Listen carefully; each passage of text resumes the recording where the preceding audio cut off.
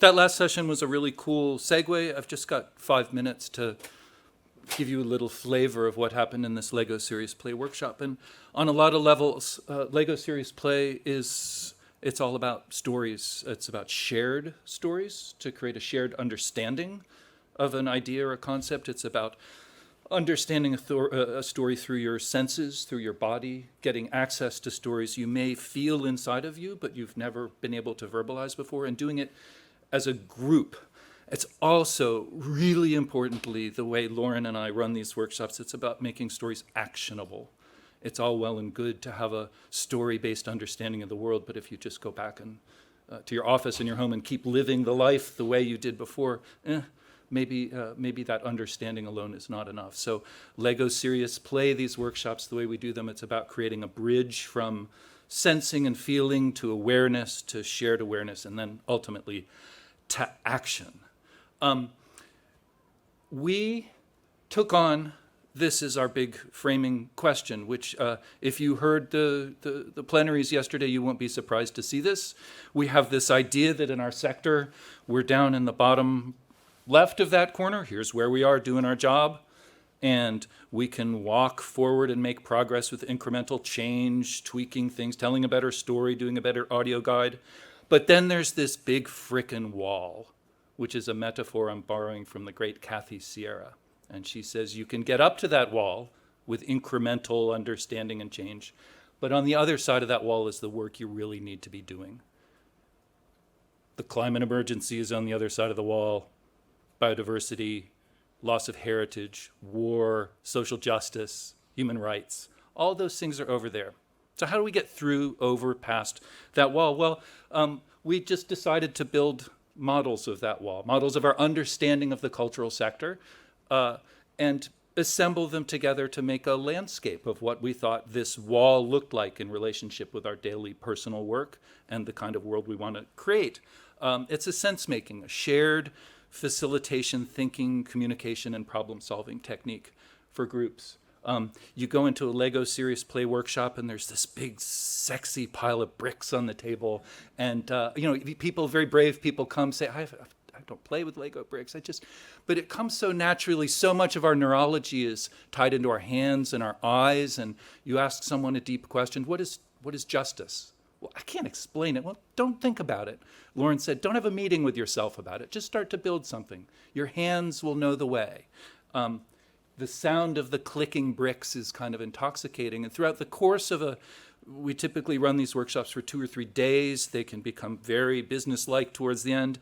But you get into this rhythm of quiet reflection. Everybody builds. Only the learner knows, only the builder knows what the builder knows. And through building in your hands, you share then a story about what you build. They can get quite complex, but over the course of several hours, because of the way our minds are built, the use of metaphor, that pink brick isn't just a pink brick. That stands for the ability of anyone to make a difference. Even the tiniest pink brick can build an arch that makes a bridge, that makes a culture survive.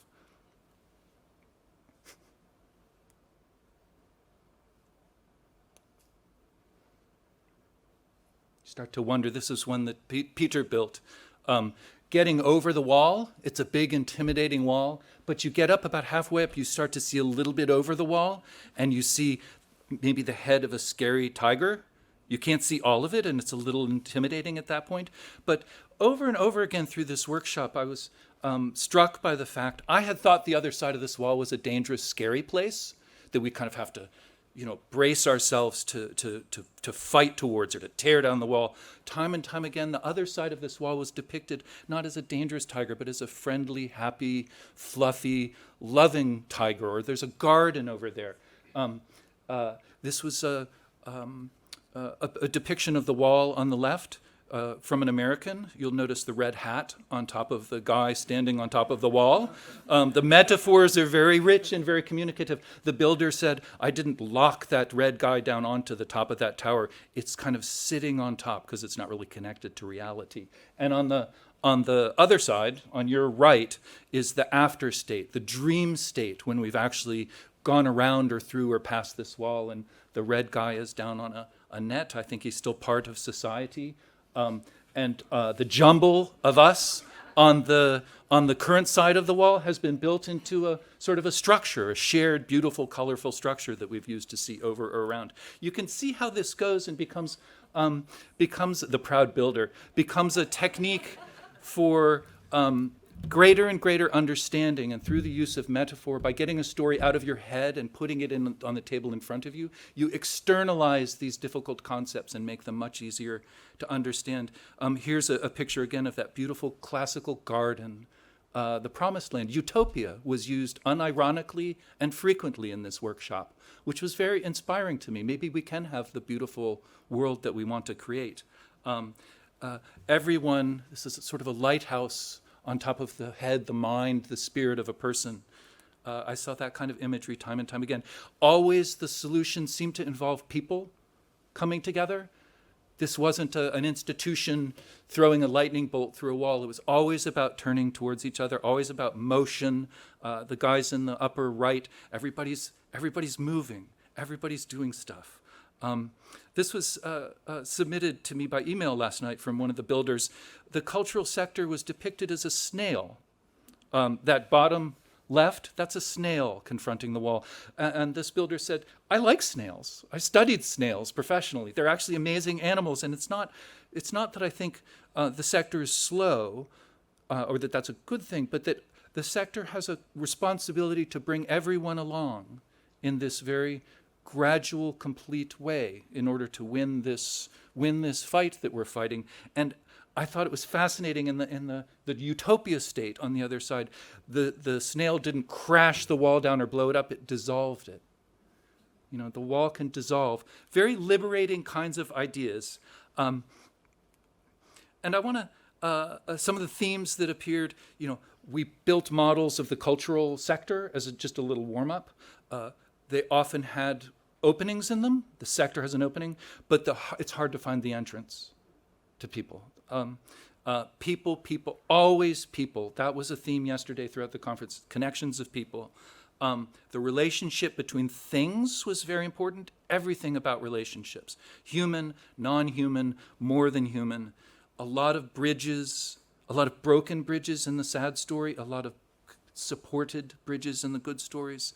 Lighthouses, and the ecosystem. You can see it in some of those models where we're bringing individuals together into a group.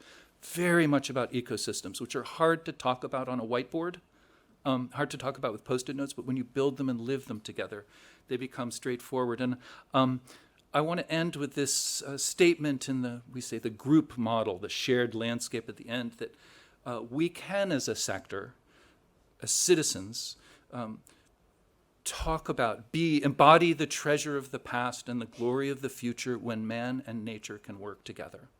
Whoa. You know, yeah. Anyone, even the smallest brick in the world, can make a change. Authentically said and connected with a deep shared story about where we are now and the world we can live in. Thanks.